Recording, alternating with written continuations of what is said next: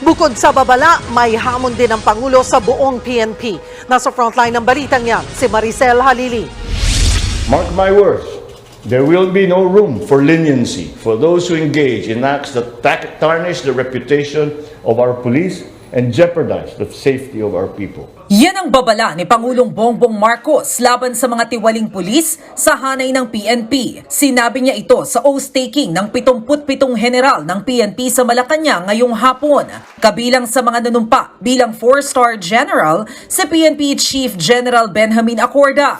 Batid ni Pangulong Marcos ang hirap ng pagiging isang pulis, pero mahalaga raw na ipakita ng bawat miyembro ng PNP ang kanilang paninindigan sa tungkulin. Inaasahan umano ng Pangulo na magiging ehemplo ng publiko ang mga pulis bilang mga leader ng lipunan. And as leaders, you have to uphold the highest standards of ethics, of professionalism, compassion for human rights, not only not only amongst ourselves, but also amongst our citizens.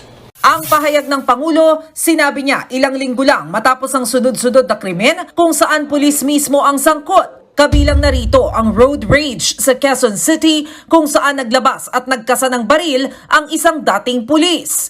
Nariyan ang pagnanakaw ng 8 pulis sa bahay ng isang retiradong guro sa Imus, Cavite. At ang pinakamalaki ngayong taon, ang pamamaslang kay Jemboy Baltazar sa Navotas na sinasabing kaso ng mistaken identity. Kaya naman para baguhin ang negatibong imahe ng PNP, hamon ng Pangulo, As you embark on your new roles in the Philippine National Police, I challenge you to be agents of positive change, the change that we want to establish in our country.